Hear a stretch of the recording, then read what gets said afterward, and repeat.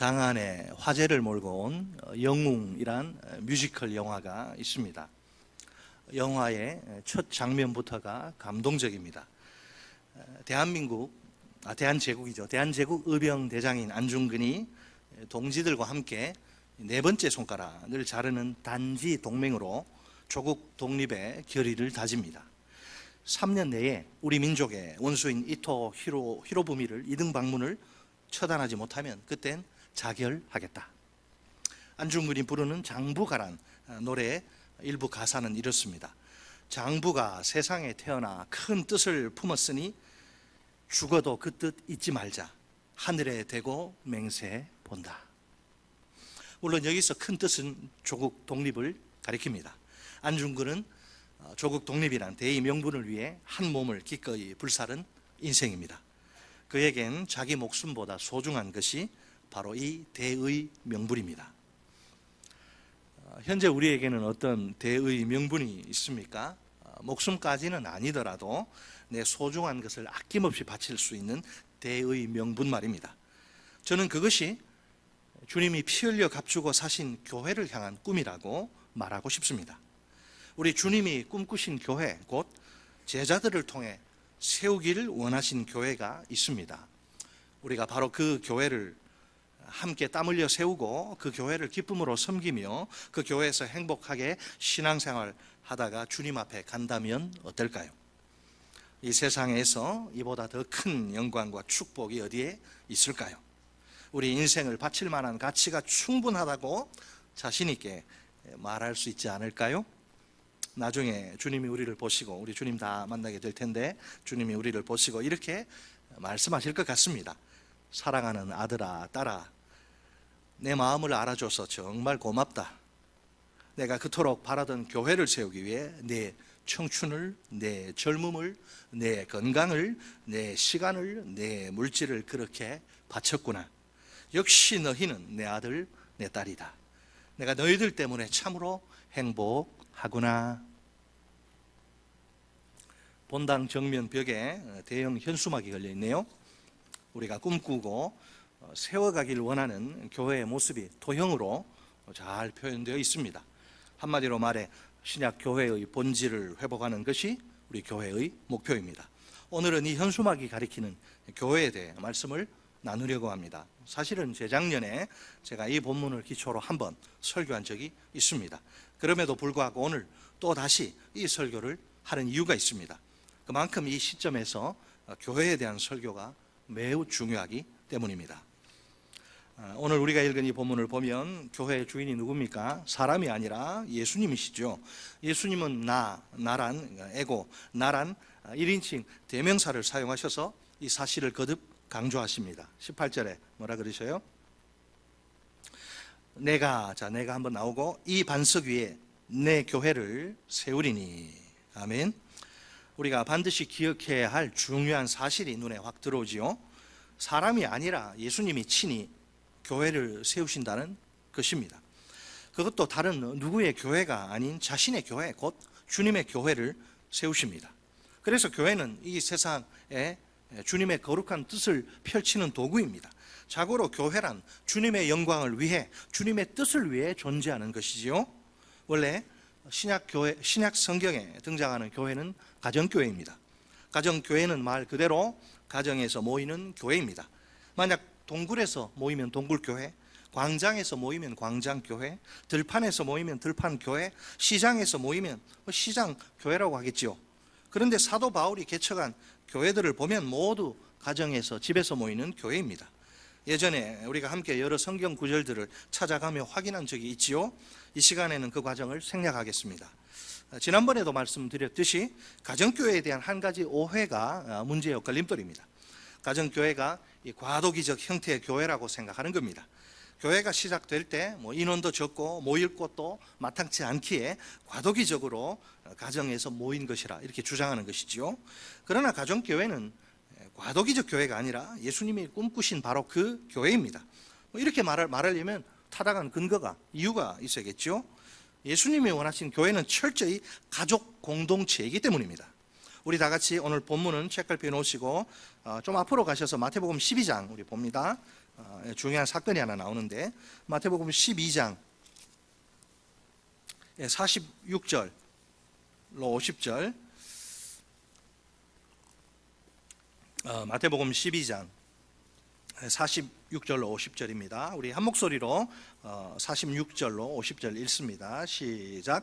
예수께서 무리에게 말씀하실 때에 그의 어머니와 동생들이 예수께 말하려고 밖에 섰더니 한 사람이 예수께 여짜오되 보소서 당신의 어머니와 동생들이 당신께 말하려고 밖에 서 있나이다 하니, 말하던 사람에게 대답하여 이르시되 누가 내 어머니며 내 동생들이냐 하시고 손을 내밀어 제자들을 가리켜 이르시되 나의 어머니와 나의 동생들을 보라.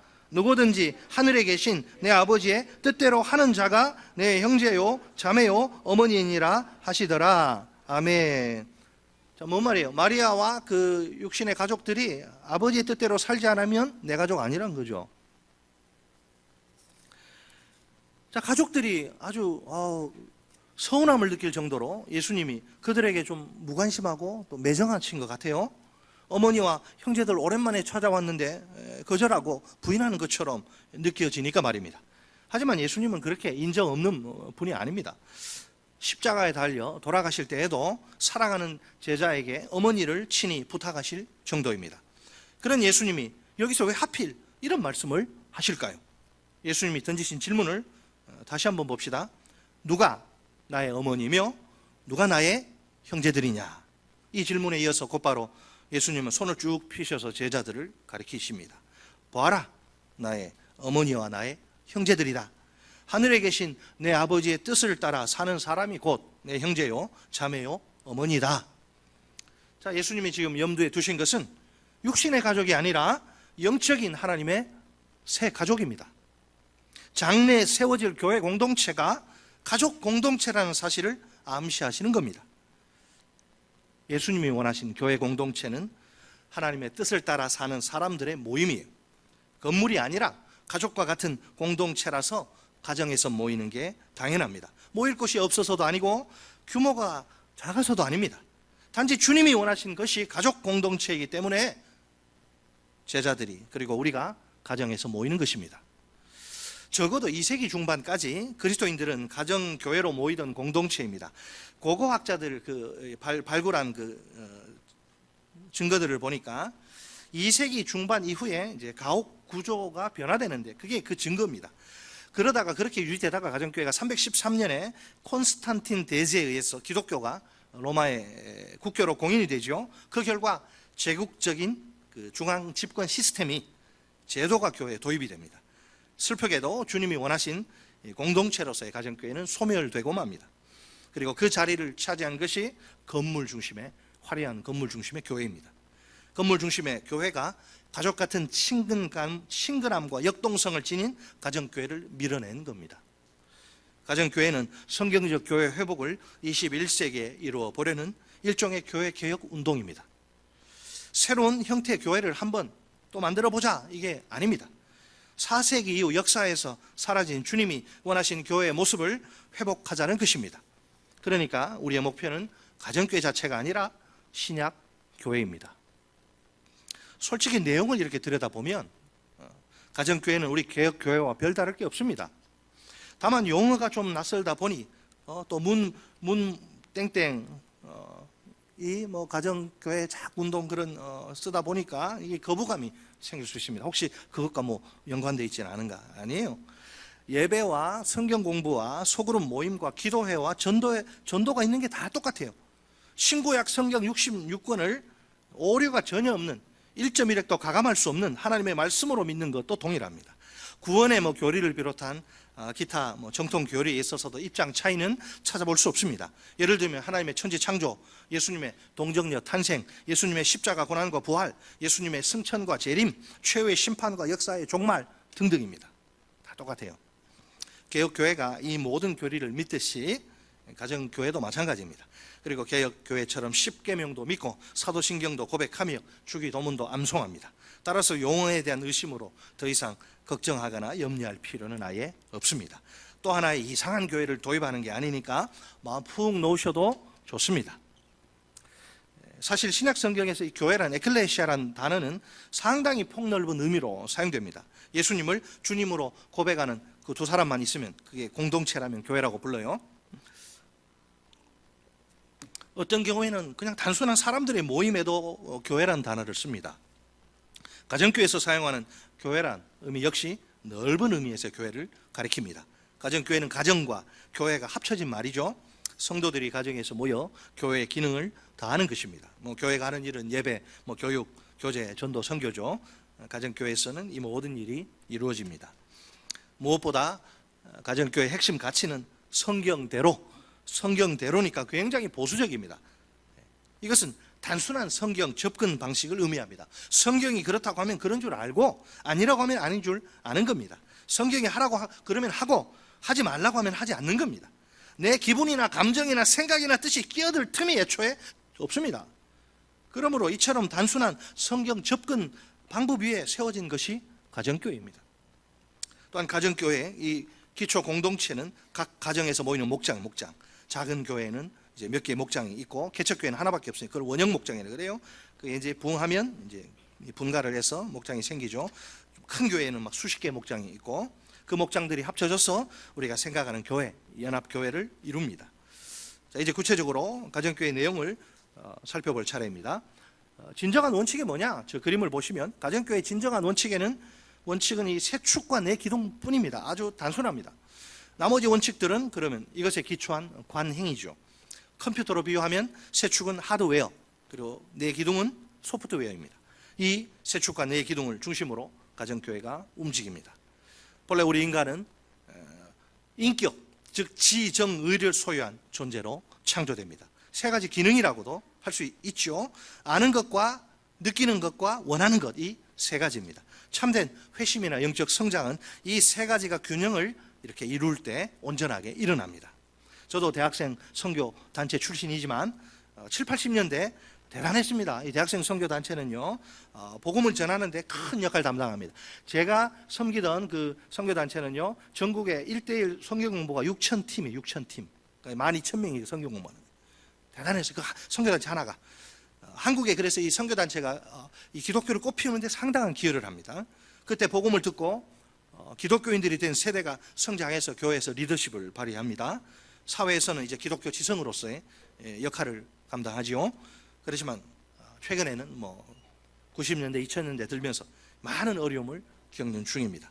아무래도 이제 지적인 면에 좀 편중되다 보니 감성 시대인 21세기에는 전도 방법이 잘 예전처럼 먹히지 않기 때문입니다.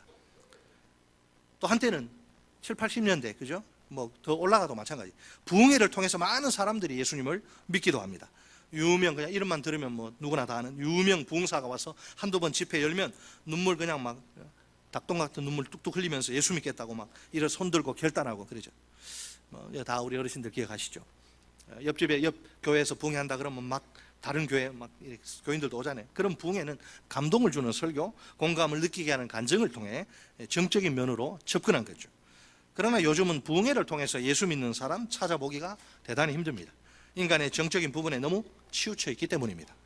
노동자나 빈민, 이런 사회적 약자에게 다가가 그들의 권익과 복지를 위해 일하면서 복음을 전하는 분들도 있습니다. 인간의 그 의지적인 면을 좀 강조한 접근 방식인 셈이죠. 하지만 이런 방식은 도덕적인 윤리적인 그리스도인을 만들어낼 수는 있어도 예수님의 제자를 만들어내는 데는 한계가 있습니다. 결국 진정한 회심과 영적 성장을 위해서는 지정의가 골고루 터치되어야, 만져져야 합니다.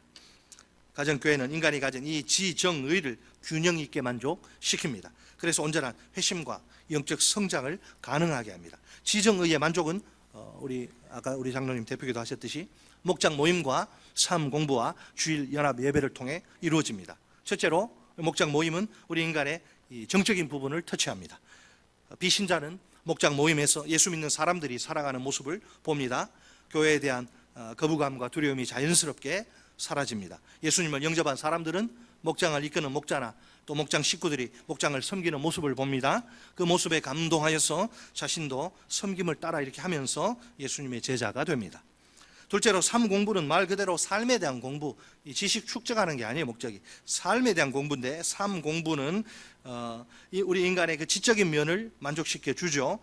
이를 위해서 이제 복음에 대한 정확한 정보를 제공합니다. 신앙의 근거를 마련해 주는 거죠. 한마디로 말해서 예수님의 제자로서 어떻게 살아갈 것인가 이거를 다룹니다. 여기에는 5개의 필수 과정과 또 여러 개의 선택 과정이 있어요. 선택 과정은 이제 성도들의 다양한 필요를 채워줍니다. 시간이 좀 걸리더라도 처음부터 차근차근 과정을 밟아 나가는 것이 중요합니다. 우리 생명의 삶 4기까지는 한 40명 정도 지금 들으셨죠. 셋째로 주일 연합 예배는 주일날 모든 목장 식구들이 한자리에 모여 예배당에 모이는 예배입니다. 이 예배는 우리의 인간의 의지적인 면을 만족시켜 줍니다. 하나님의 예배 가운데 하나님의 임재를 체험하며 하나님 앞에서 헌신과 충성을 결단하게 되는 겁니다. 비신자들은 거의 대부분 기독교에 대해 강한 반감을 가지고 있습니다. 전도지 줘가지고 이렇게 오나 뭐 만장 2만장 뿌려도 한 사람 될까 말까, 딱 뭐 가면 벌써 다 도망가요. 아주 적대감이 많아서 이런 감정이 해소되지 않으면 복음에 대해서 마음을 열 수가 없습니다. 전도하기가 하늘의 별 따기와 같습니다. 비신자들은 이제 목장 모임을 통해서 목자와 그 배우자인 목녀가 섬기는 모습을 봅니다. 목장 식구들이 서로 사랑하며 사는 모습도 목격합니다. 그때 마음에 큰 감동을 받습니다. 기존에 갖고 있던 교회에 대한 거부감이 사라집니다. 예수 믿는 사람들에 대한 반감 역시 제거됩니다. 그래서 보니까 비신자가 목장에 와서 한 6개월 이렇게 있으면 교회 가자 이렇게 말하지 않더라도 당신들이 이런 좋은 사람들이 믿는 예수 나도 믿겠다 교회 등록을 해요. 6개월 정도가 지나면. 자, 그러나 이제 감동을 받는다고 이제 일단 감동을 받는다고 곧바로 예수님을 믿게 되는 건 아니죠. 그들에게 복음에 관한 정보가 복음이 뭔지 알아야 될 거 아니에요. 정보가 제공되어야 합니다. 이런 정보를 제공하는 것이 삶 공부입니다. 이를 위해 맨 처음 이제 생명의 삶 공부를 하지요. 생명의 삶 공부는 기독교 진리의 체계를 튼튼하게 쌓는 작업입니다. 아주 쉽지만 반드시 알아야 할 중요한 내용이라고 할 수 있죠. 그 다음에 이제 새로운 삶은 인생관과 세계관을 건드리는 것이고, 자, 하지만 감동을 받고 복음에 대한 정보를 알아서 즉시 예수님을 믿는 건 아닙니다. 그 다음에 이제 결신을 해야 되는데, 이런 결신의 장을 마련해 주는 것이 지금 요 주일 연합 예배입니다. 전체 목장이 함께 모여 예배하는 가운데 하나님의 임재를 깊이 느낍니다. 그러면서 마침내 예수님을 믿기로 결심합니다. 특히 우리 교회는 연합 예배가 1부와 2부로 이렇게 2번 있죠. 이 2번의 예배를 위해 집중적으로 기도할 합심 기도팀을 운영할 계획입니다. 각각의 예배 가운데 하나님의 영광이 높이 드러나고 성령의 은혜와 감동이 쏟아지며 성도들의 헌신과 충성의 결단들이 넘치기를 소망하기 때문입니다. 이 얼마나 귀하고 소중한 사역인지 모릅니다. 합심 기도팀은 예배의 영광을 사모하며 기도하기를 바라는 모든 분들께 열려 있습니다. 아직 늦지 않았습니다. 오늘이라도 성령께서 마음을 주신다면 사무실로 신청하십시오. 다음 주일부터 기도회가 시작될 것입니다. 결국 세 축은 온전한 영적 성장을 가능하게 합니다. 삶 공부를 통해 교회, 가정, 직장, 삶의 전 영역에서 진정한 그리스도인이 어떻게 살아야 할지를 배웁니다. 그렇게 배운 진리를 이제 목장에서 실제로 적용하고 연습합니다. 목장 모임에서는 그렇게 배운 삶을 가정과 직장에서 실천하다가 또 입은 상처를 치유받습니다. 주일 연합 예배에서는 성도들이 하나님의 임재를 체험하여 새 힘을 얻습니다. 새롭게 헌신을 결단합니다. 이처럼 이 세 가지는 자연스럽게 유기적으로 연결되어 있습니다. 우리 어르신들의 경우에는 실버 목장이 있습니다. 그죠? 우리 목자들이 참 수고가 많으시죠. 그러나 여러 가지 솔직히 말해서 여러 가지 제약들 때문에 일반 목장처럼 활발하게 운영되기는 현실적으로 어렵습니다. 그래서 올해는 소망회를 좀 강화하려고 합니다. 어르신들이 소외감을 느끼시지 않도록 최대한 노력을 할 예정입니다. 다양한 활동들을 통해서 어르신들의 필요를 채우는 데 최선을 다할 것입니다. 우리 어르신들은 적극적으로 그날 그 시간에 참여하시기만 하면 됩니다. 한편 이 가정교회 새 축을 꽉 잡아주는 것은 담임 목사의 리더십입니다. 새 축이 저렇게 균형을 이 그림처럼 맞출 수 있도록 담임 목사는 리더십을 발휘해야 합니다. 담임 목사는 예수님이 보여주신 것처럼 종이 되어 섬기는 리더십을 삶으로 보여주며 새 축을 지탱해 나가야 합니다. 그래서 가정교회 새 축 로고를 보면 이 정삼각형이 아니라 뒤집어진 역삼각형입니다. 한 걸음 더 나아가 이 새 축은 공동체에게만이 아니라 각 개개인에게도 그대로 적용됩니다. 우리가 개인적으로도 지속적인 영적 성장이 있기 위해서는 우리 보면 이 편차가 있습니다. 어떤 분은 그냥 말씀을 스펀지 빨아들이시 쑥쑥 빨아들여 가지고 막 6개월 1년 됐는데 막 전도도 하고 이 차이가 나는데, 지속적인 영적 성장을 위해서는 지정의를 균형 있게 발전시켜야 합니다. 지적인 면에 내가 공부하는 걸 너무 좋아해요. 그래서 지적인 면에 편중되어 성경 공부만 드립다 해서는 안 됩니다. 머리만 비정상적으로 커지게 되면 곤란합니다. 내가 상당히 감수성이 풍부한 사람이다, 또 정적인 면에 빠져서 기도와 찬양만 해서도 안 됩니다. 감정만 충만하게 되면 신비주의에 빠질 위험이 있습니다. 의지적인 면에 취해서 행동하는 걸 좋아해요. 행동파라서 가만히 있지를 못해요. 굳이 비형이 아니더라도 가만히 있지를 못해. 막 계속 움직여야 돼. 그래서 의지적인 면에 취해서 이제 사역만 해서도 안 됩니다. 의지만 발달하면 어떤 현상이 발생하느냐? 탈진의 가능성이 커지게 됩니다. 그래서 지성과 감정과 의지가 꼭 이렇게 어깨동무를 하고서 함께 가야 합니다. 지, 정, 의, 이 세 가지가 사역에서나 개인의 신앙생활에 있어서나 균형을 이루어야 합니다. 우리 모두에게 밸런스, 즉 균형이 굉장히 중요합니다. 우리가 성경으로 돌아가 신약교회를 회복했으면 좋겠습니다. 신약교회란 주님이 원하시는 교회요, 주님의 제자들을 통해 남기신 교회입니다. 하나님의 가족이 모인 가정교회입니다. 이 교회는 주님의 마음을 기쁘시게 해드리고 주님의 소원을 풀어드립니다. 지역사회에서 칭찬을 받습니다. 그 구성원인 담임 목사와 성도들이 진정으로 행복합니다. 생각만 해도 가슴이 뛰는 그런 교회가 아닙니까? 이것이 다른 교회 이야기가 아니라 우리 교회 이야기가 되면 정말 좋겠습니다. 제가 목사라서 제가 세상 물정 모른 채 지나치게 되도 않을 이상적인 이야기를 늘어놓는 게 아닙니다. 저는 이 세상에서 도저히 실현이 불가능한 그런 꿈에 푹 빠져버린 몽상가가 아닙니다. 오늘 한국 땅에는 주님의 소원을 시원하게 풀어드리는 가정교회가 참 많습니다. 그런 교회에서는 담임 목사가 종으로 행복하게 섬깁니다. 온 성도들이 하나님의 한 가족으로 행복하게 사역을 감당합니다. 목장 모임과 삶 공부와 주일 연합 예배가 균형이 잘 잡혀 있습니다. 주님이 원하시는 바로 그 교회, 주님이 제자들을 통해 남기신 바로 그 교회입니다. 사랑하는 성도 여러분, 주님이 우리들 한 명 한 명을 주님의 이 교회로, 하나님의 한 가족으로, 영적 가족으로 부르십니다. 우리의 대의명분이 무엇인지는 딱 답이 나오지요. 우리가 주님이 원하시는 교회를 꼭 이루어야 하지 않을까요? 주님의 속이 시원해지도록 그 소원을 우리가 풀어드려야 하지 않을까요? 주님이 기뻐하시는 교회에서 우리가 행복하게 신앙생활을 해야 하지 않을까요? 행복한 목회와 행복한 신앙생활, 우리 모두의 소망입니다. 우리 다 함께 주님이 원하시는 교회를 이루기 위해 2023년 힘차게 달려갑시다. 주님이 교회를 통해 꾸시던 꿈이 오늘 우리 교회를 통해 성취되도록 헌신합시다. 마지막으로 우리의 뜻을 모아 다 함께 이렇게 외쳐볼까요? 저를 따라서 우리 같이 한번 해보겠습니다. 주님, 우리가 주님이 꿈꾸시고 원하시던 바로 그 교회로 세워지길 원합니다. 주님, 우리를 통해 주님의 꿈과 소원이 이루어지길 소망합니다. 주님, 우리가 더욱 행복한 신앙생활을 하도록 도와주십시오. 아멘.